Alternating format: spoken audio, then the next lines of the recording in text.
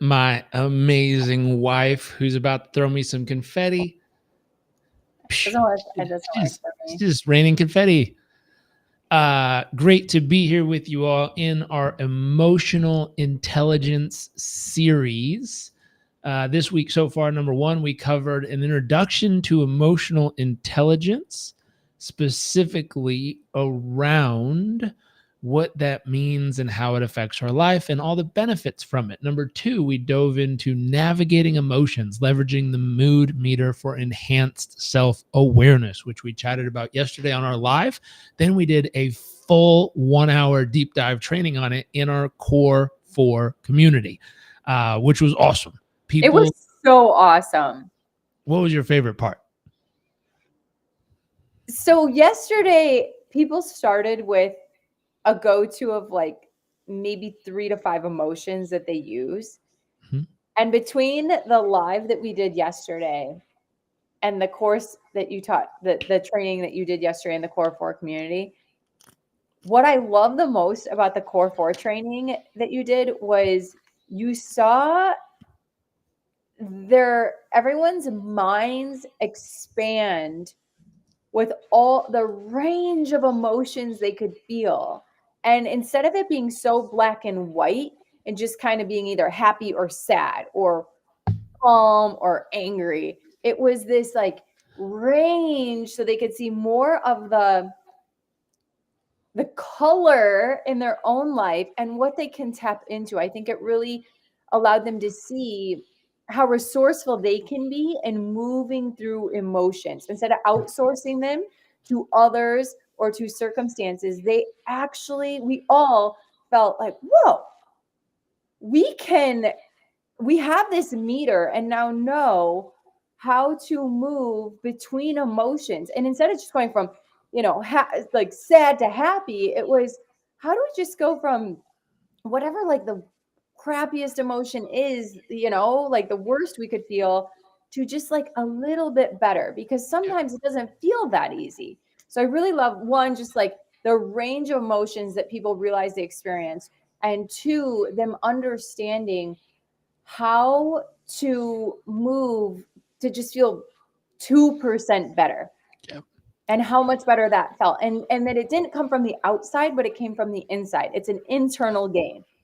It's our choice, and we have the resources to be able to just move ahead just bit by bit on that scale until we feel whatever emotion is that we actually want to be feeling. And it's not by default, but it's by choice, right? Yeah. Love it. We do that on purpose. We actually train our coaches in Performance Coach University around this, where there's a way to help someone regulate or navigate their emotions, and it's not what most people do. Most of us, and I don't know, I've seen us do it unintentionally, but most of us, you see someone who's struggling or in a bad mood or really in a tough place, and what's the best thing you can do? Either, I know how you feel. Oh, that feels so tough. And then you just leave them there, even though they feel understood and seen and appreciated, which is great. But, you're not helping. They're still stuck in that place. Or you do the old, parent thing, which is like, snap out of it. Just look on the bright side. Just focus on the positive. And that doesn't help either, because that's too big of a leap. That's too much of a journey. And so one thing we were teaching yesterday, especially on today's topic of emotional regulation strategies, the one thing you got to realize is all emotions are useful.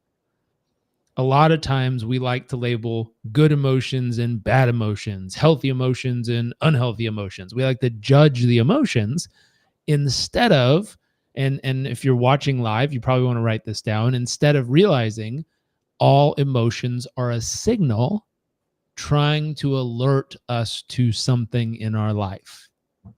And how's your hair, love? It's great.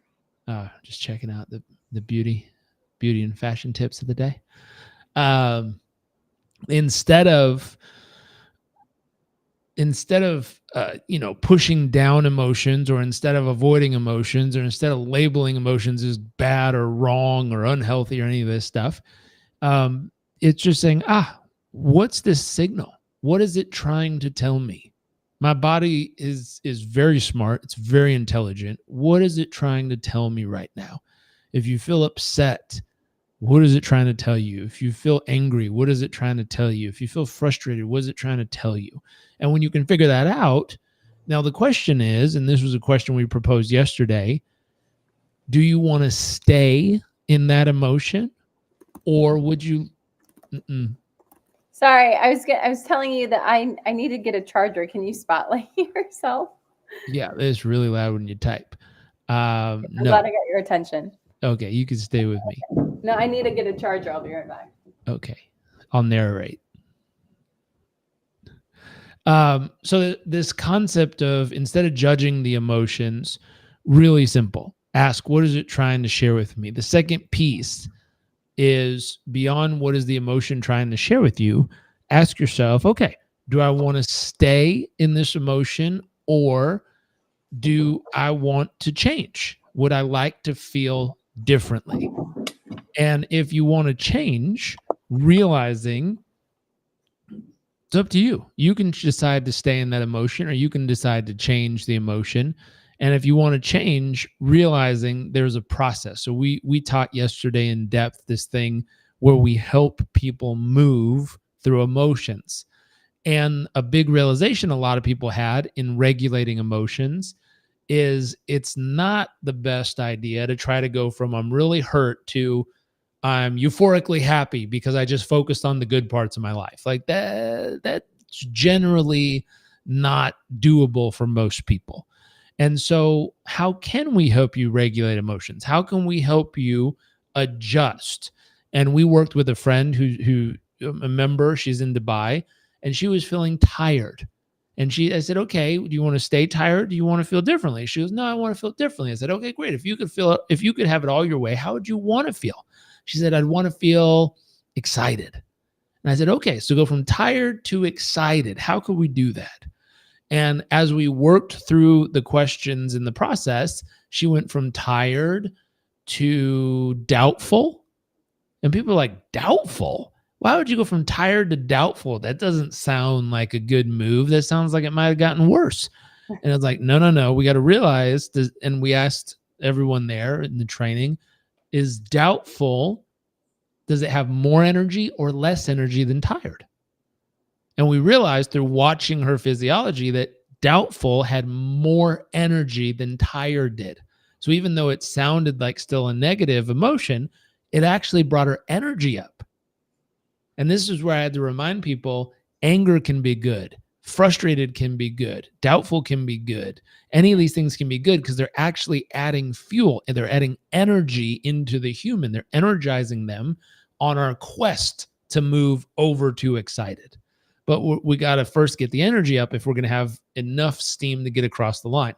So then we eventually, by the end of the call, probably 7 minutes later, she was completely energized and excited about her birthday coming up.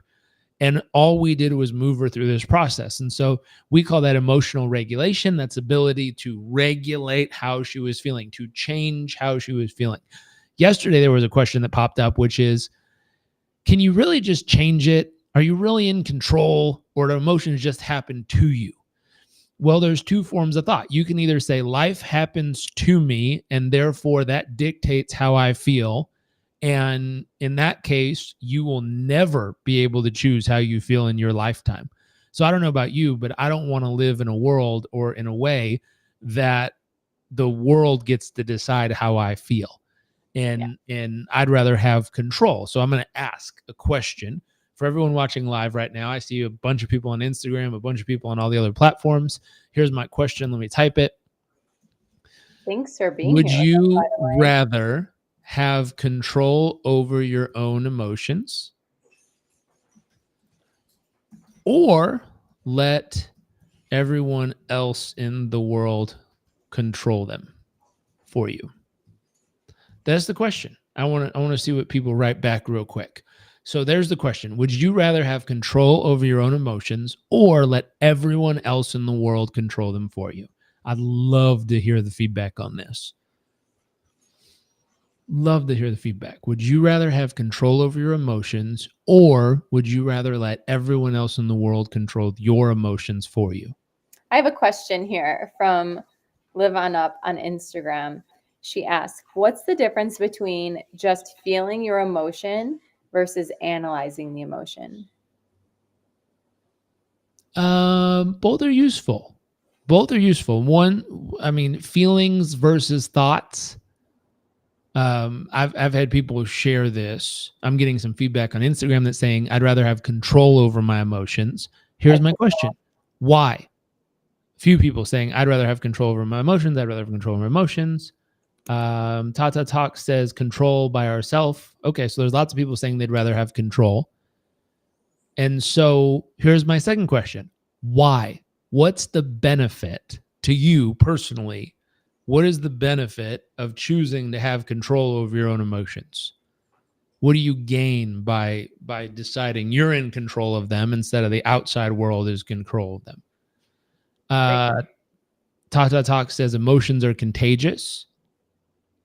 I'm watching both screens here. So what's the benefit of choosing to be able to regulate your own emotions, choosing to be able to shift from emotion to emotion? What's the benefit for you? Why? Because I learn and can be grateful about learning. I choose to control my own emotions. Awesome. Why? What's the benefit? Self-control, inner confidence, power over your life. There you go. Self-control, inner confidence, power over your life. Those are very important. And so this concept of how can you do that? Yesterday, we talked about 3 A's that a friend shared with me, which is acknowledge the emotion, appreciate the emotion, and then adjust the emotion if you feel like you want to change. So acknowledge it, appreciate it, and adjust. That was beautiful. That was my summary of what my wife shared. What were the 3 words you used? An elephant. I'm so impressed. What? I said you have the brain of an elephant. I'm so impressed with how much you can remember. They're really great. That's a Elephants have compliment. very small brains. No, actually, they don't, and they remember a lot. Small That is but a mighty. compliment. Did you say I have a small brain? They have a massive brain, and you're able to Yes. retain the best information. I'm always impressed. Acknowledge, appreciate, adjust. Yep. On Thursdays, my wife and I like to go for a walk. I was just impressed that you remembered that so well, because I was like, yeah, what were the 3 A's? Oh, yeah. Like you just can pull it back from 10 years. And me yesterday, I'm like, what was it again? I thought we were sharing random facts. Appreciate, adjust. It was, well, and I had my own way of saying it. But how did you say it? I said, meet it, greet it, learn from it. Meet the emotion, greet the emotion. Oh, hello, sadness. What are you doing here? What are you here to teach me? Anger or whatever it is. So it's pretty similar. Acknowledge that it's there, appreciate it, right? And So then same. But thank you. Live On Up says elephants have great memory. Ha ha. I would love that compliment, by the way. Anyway, acknowledge, appreciate, and adjust. So powerful. And I think that does answer one of the questions, which is what's the difference between feeling and analyzing it? One is you don't have to do both at the same time, but if you can do both, the idea of feeling it, all emotions felt fully lead back to joy. Yeah. One. Well, the difference is it depends on why you're analyzing it. Some people use analysis as as a defensive wall when it comes to emotions. So instead of actually feeling the emotion, they put up a wall to protect themselves because it feels out of control if they have to feel what's going through them or going on in them. So instead, they've learned to go to their head and analyze. Well, why would I feel this? And where would that come from? And what might that mean? And they get so in their head of processing it that it's their avoidance strategy to avoid having to feel it. And so that's so true. I used to do that, actually. I'm not saying all people, I'm saying some people. I'm not saying all the time, but sometimes. And you can ask yourself, do I do this? Or is this true for me? And if we're honest, all of us will say, well, sometimes all of us do that. And it's a coping mechanism. It's a strategy to protect ourselves because it's usually a flood of emotions. It's usually a very big emotion that happens. And one strategy people have is to go to their head and start to use analysis and thought to protect them from having to feel Yeah. all the feelings that are showing up in that moment. Yeah. Um, Usually, it's either they're uncomfortable with such large emotions or they're avoiding that large emotion. They don't want to feel that way. Therefore, they're running from it. Yeah. And so, what Amanda just said is really brilliant. It's one of my favorite phrases, which is Thanks. all emotions felt fully lead back to joy. It's a quote from And Jack Robbins. it's not a quote from me. It's a lesson I learned from a group of monks on my 24th birthday. We were hanging out in Fiji. You're Uh, basically a monk, so okay. Anyways, yes.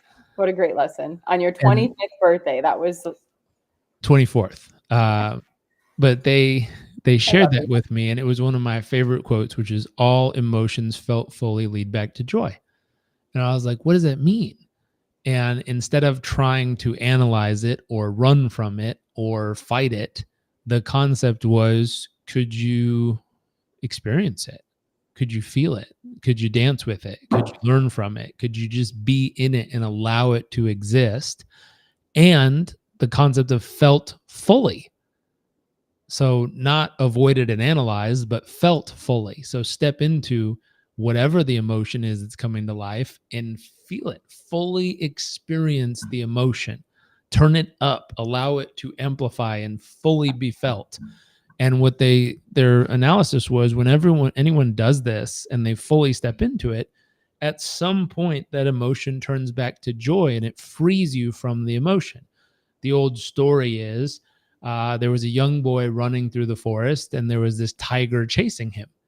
And as the boy was running, the tiger chased him, and he kept running and running and running. And eventually he was tired.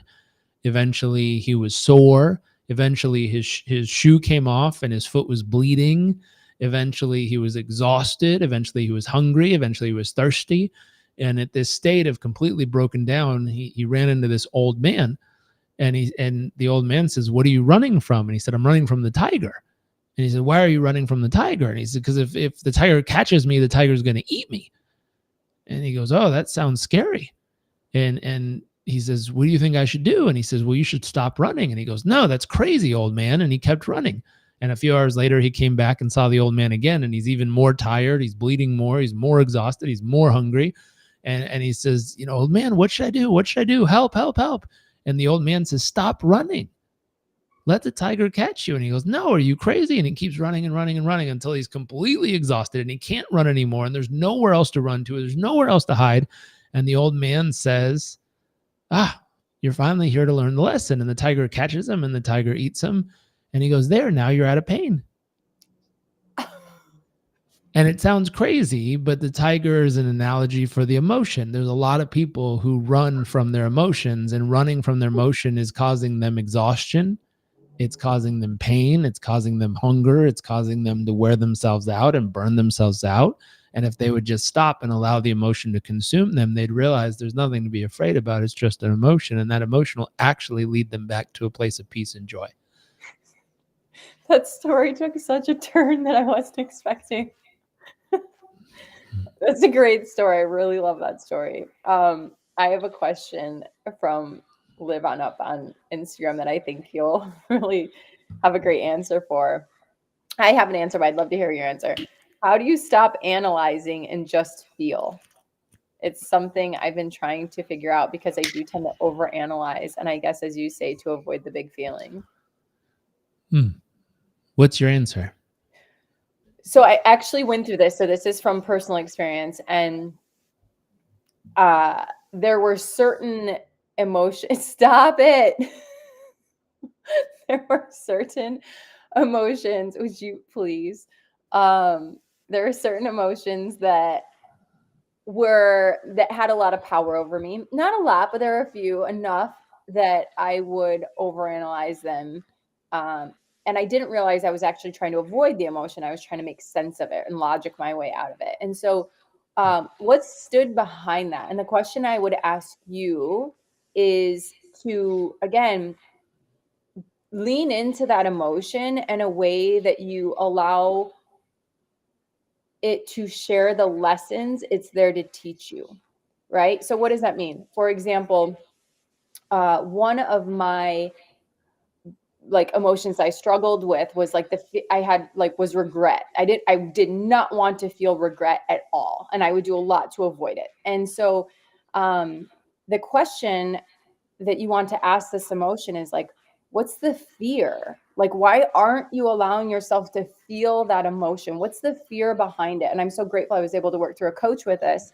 Um, and so, in diving into what's the fear behind that emotion that you're trying to logic yourself out of feeling, or you're trying to, that you're overanalyzing.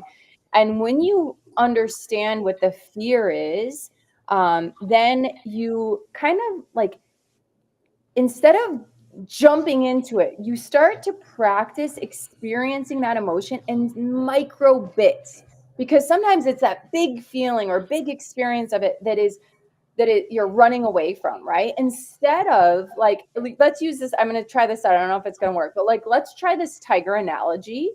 And instead of the tiger like fully just eating you, what if you just went and you looked at pictures of tigers, you started reading about tigers, you went to visit a tiger that was in a where you were protected, or not protected, but like it felt, it wasn't a tiger chasing you, but you were able to watch a movie of a tiger and then go see a tiger in real life, but from a distance. Like, it's this way of experiencing the emotion in micro bits, right? In little nibbles, or microdosing that emotion or whatever. I think that word is so funny. But and then eventually getting more and more comfortable with that emotion in a way that it loses its power over you. And I found that so good. So for me, it was regret. And what it looked like was starting to acknowledge all the little moments and areas of life where regret could show up, and inviting it to show up in the smallest of ways. And then eventually I realized this isn't that big of a deal, and I could like up it a little bit, right? And eventually it just completely, the power it had over me completely diffused. It's gone. Now I'm like, yeah, sure, maybe I regret it, but regret certain things, but whatever. Instead of being like this powerful feeling over me. So that's one thing I would share. Do you have something? A few things. I remember when I was in high school over spring break, I saved up my money and flew to, I think it was Denmark or Stockholm, to go to a new code NLP certification training. And one of the things it was working with is gradual sensitization techniques, which is exactly what you're talking about. It was taking someone who had a deep rooted fear or phobia, meaning even the words of saying it would cause them to go into shock or fear, or their emotions would shut down. And it was saying, okay, how do we over time create an experience that allows them to start to become connected and or have the ability to work through these big emotions in a way that's useful. And so they had techniques similar to what you were saying, but they had broken it down in the stages of how to move someone through this process, so that in the beginning, if you said the word snake, they would freak out. Yeah. But then at the end, you could have them holding a snake in their hand that's alive and crawling around, and they'd be like, "Oh yeah, he looks kind of fun, no big deal." And so it's the ability to, at some point, it has this huge reaction in their nervous system, but then over time, it just is. And there's techniques you can do through coaching or different types of trainings that allows you to take back the ability to navigate these emotions. And again, we're talking about navigating emotion, emotional intelligence, Yeah. that process. And the original question that came up, which is, what's the difference between analyzing it and feeling it? The example you just shared was, hey, I'm not comfortable. Your behavior is saying, I'm not comfortable experiencing all of this emotion right now. I am comfortable with a piece of it, but not all of it. That's too much. And so it's going, okay, how do I learn to dance with this emotion? How do I learn to get comfortable with a little bit more over time? Not all of it, but a little bit more of it. And then eventually at some point you're like, yeah, that emotion's great. I dance with it. We hang out. It shows up. It's great. It's my BFF. Like we're good to go. But in the beginning, it feels overwhelming. It feels too much. And it's usually because we've labeled that emotion right, wrong, good, bad, better, worse in some way. And so we've created a belief system, we've created a thought process around that's not a good emotion, or I just don't like that emotion, or that emotion's wrong. I'm not supposed to feel that. And because we've labeled it, and because we've judged it, and because we've made that part of ourselves something that's not okay, we tend to fight when it shows up instead of stepping into it and saying, wow, I really feel this way. Um, when you step into it, the question of today of emotional regulation would be, how can you fully step into it? And then watch, there's a little asterisk, without your fear coming true. Because most of the time, the other reason why people don't want to fully step into it is because there's a fear of what might happen. A fear of what might happen. What happens if I fully am engulfed by this emotion of regret or anger or frustration or sadness or hurt or whatever the emotion is that's welling up? What happens if the tiger eats me and I'm consumed by this emotion? And then we create false scenarios in our head of like, oh, I might do something crazy, or that might occur, this might happen. And we create this narrative that makes it even worse. For most of us, Jessica said this over on Instagram, which is, I have a hard time letting go of the need to wanting to control my emotions. But as the story pointed out, the moment we let go of controlling, we can find the gift from feeling the emotion. There's Yeah. truth in that. The moment you stop trying to control it and you just step into it and go, I'm gonna acknowledge it. What's up, anger?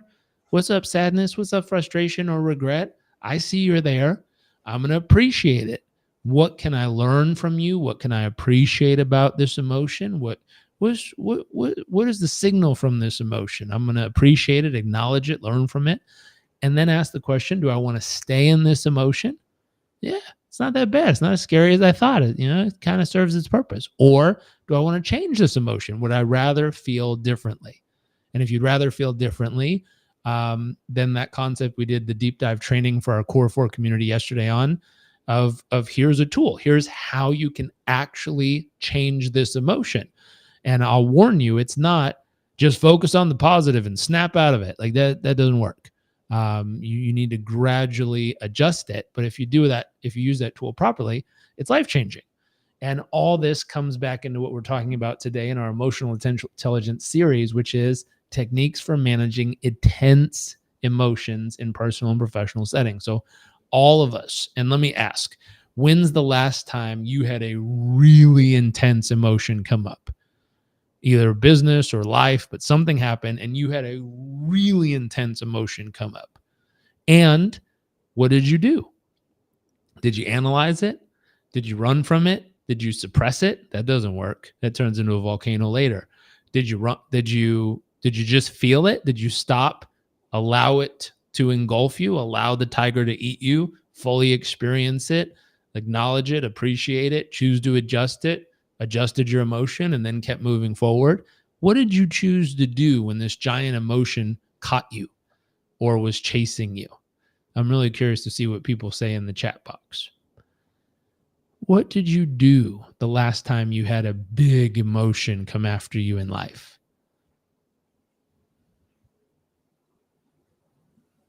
What'd you do? I'm trying to think back. When's the last time I had a big emotion show up?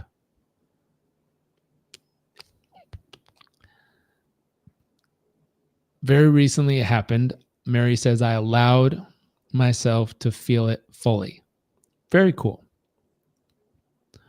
And Mary, when you did that, what happened? P.S. There's a few people on here who are constantly running from the emotion or trying to analyze it. So to have a brave human who stopped and allowed the emotion to be fully felt, what happened when you did that? I wish I could bring you live over here so you can tell the tale. But I'll check the chat box. What happened when you allowed yourself to fully experience that emotion?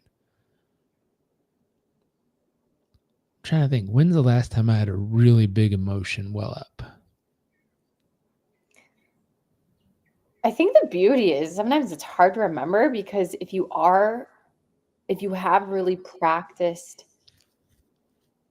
mastering emotional intelligence, and you allow yourself to really feel it and let it go, and then it's hard to even recall back to what it was, I think, right? Well, here's one. Yeah. I've had an immense amount of excitement build up in the last couple days.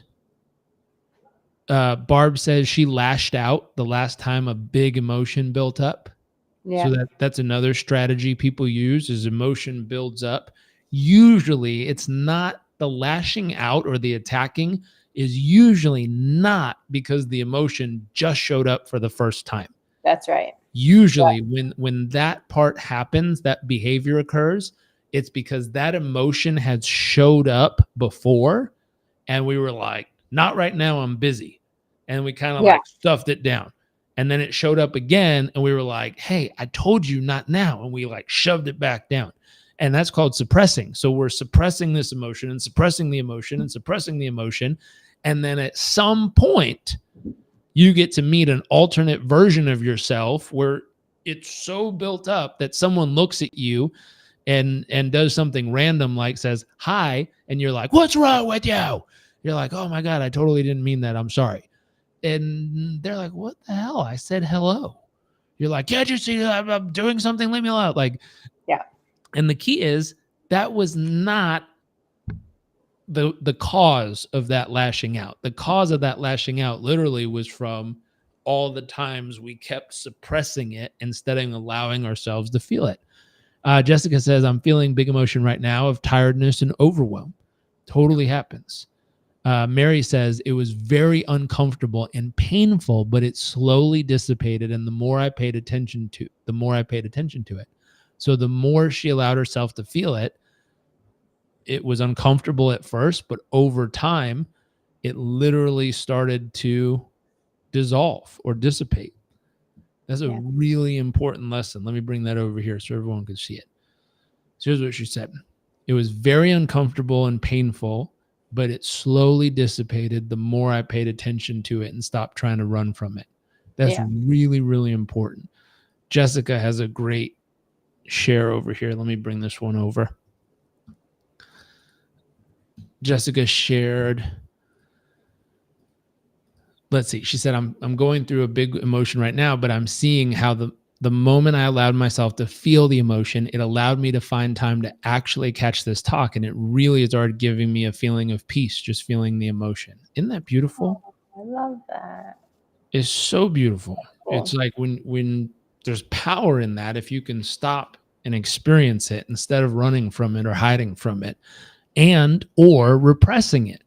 Repressing is one of the other bad habits we have around emotions as humans is I don't know if you've experienced this, but we've been so busy that we don't have time to feel this emotion is another phrase people use. And so they get busy, and the emotion starts to well up and they go, not right now, I'm busy, I got to get this done. And they just repress it. They shut it back down and shove it somewhere in their nervous system. I wonder, I cannot relate to that. It seems if you don't want to experience it, it feels like it would be a coping mechanism for sure. I feel like, I wonder if men do that more than women. When I'm feeling something, like it's pretty hard to be like, I don't have time for this because I can't ignore it. My go-to used to be to analyze it. Now it's just learning how to better communicate. And like, what I think Barbara said, that lashing out, like letting it build up. I did notice when I'm about to burst, it was not because of that one thing. It was a stacking of things. And so getting more comfortable with how to acknowledge, appreciate, and adjust. And then what is it? Greet, meet, and learn from? Yeah. Meet, greet, teach, or learn. Yeah. Thanks. You're funny. I was trying to remember. I love you. Thank you. I like it. I like the A's. Acknowledge, appreciate, and adjust, or meet, greet, and learn. Both. I have one more comment. Someone said it's funny because I always thought it's funny because Um, this person on Instagram used to, I don't know your name, I'm so sorry. It says live on up. Used to journal and analyze the feeling. I always thought that was feeling and processing the emotion. And I think that's important too. This doesn't look the same for everyone, whether So you're journaling or working out, and that's where you feel the emotion and you let it out and you're crying on the treadmill and then you're bursting into laughter or whatever that looks like. yeah, No, you don't do that. totally. Well, But well, it's different for everyone, and journaling is a way to still feel the emotion. I have yeah, definitely some teardrops on some journal pages, and I wasn't overanalyzing it. I was just working with it, working through it. that's right. I call in coaching, we call it dancing with the emotion. Yeah. And dancing looks different. I don't know if you've ever gone and watched other people dancing, but if you observe enough different humans dancing, you realize they all do it differently. Mhm. And I mean, you can stand on the side of the dance floor and call it out and be like, you're doing it wrong. Or you can get on a dance floor and bust a funky move and see what kind of dance moves you have. Mhm. And what Amanda was saying is everyone dances with their emotions differently. Mhm. Some people, they want to breathe through their emotions. Some people Mhm. want to dance through their emotions. Some people want to get in nature and work through their emotions. Some people want to sit with someone and talk through their emotions. Some people want to, um, Some you know, toddlers wanna scream through their yeah, emotions. some I people want know to scream through one. their emotions. Some people want to go work out their emotions. I think Yeah. one of the most interesting things I've seen is someone described and they said, why does it happen this way? And a doctor actually analyzed it, but they said, why is it that if you go for a really intense run or a really intense workout or I've seen it happen at Soul Cycle Yeah. where they're like really pushing you and you're Mhm. up and down and up and down and up and down and moving and doing the jit, whatever the move is. And then all of a sudden you just see someone bawling like, boosh, waterworks. You're like, where did that come from? Like, we're in the middle of a workout. How do you have Yeah. time to cry? And all it was pent up emotion. And one of the coolest things I've ever seen, I believe it's a form of somatic therapy where it believes that emotions are stored in our physical body. Yeah. And so I saw two different people. One of them was a singing person who they learned how to listen to the human voice as if it was an instrument. And just like you tune a guitar where you go ding, ding, ding, and then you turn it and go ding, ding, ding, and then you turn it and go ding, ding, and it makes a different noise. They would listen to a human's voice and say, here, sing these notes. Oh, so La, good. la, la, la, la, la, la. And they would have a human do it. And I remember there was this lady who did it and it went la, la, la, la, la, la. And he's like, oh, that's interesting. Try it again. La, la, la, la, la, la. And he goes, oh, play this note. And he played the one she missed. Ding, ding, ding, ding, ding. And she was like, ah, and she just couldn't make that noise. And he went, oh, here, come over here real quick. Sit on the ground. Hold your legs up. Do boat pose. Move your arms like this. Twist like this. And he goes, now try. Ding, ding, ding, ding, ding. And she went, ah, and almost got the note. And he goes, use your other hand. Go like this. Now move like this. Now try. And all of a sudden, she went, la, and hit the note perfectly. And then, boom, tears. And everyone in the room is like, what the hell kind of voodoo Yeah. magic was that? Yeah. And what his belief was, I don't have to know what she's been through. I just know for a human being to not be able to make that sound, that means there's tension right here in their body. Yeah. And if I can move them in a way that will release that tension, the note will be able to be sung. Yeah. And she sang the note perfectly, unrealizing she had years of abuse and pain that had been stored right in that part of her body. And the moment he helped her release that tension in her physical body, it released everything that had been stored there for years. Yeah. It's beautiful. So there's so many ways to work through big emotions. Again, the simplest thing is to meet, greet, and learn from them, or acknowledge, appreciate, and then choose. Do you want to stay in that emotion or do you want to adjust? Again, this is our series on emotional intelligence. our deep-rooted belief is if stuff like this was shared with us at a younger age in life, many of us would have been able to navigate this stuff so much better throughout our years. Yes. We're on a mission that we're doing some math of how we're going to do it, but we want to reach 1 billion young people. In order to do that, I think we need to get to about 40 million teachers to gift them our coaching tools for teachers program we're building. And in order to do that, I figure teachers don't have a whole lot of money. So we're doing a buy one, gift one.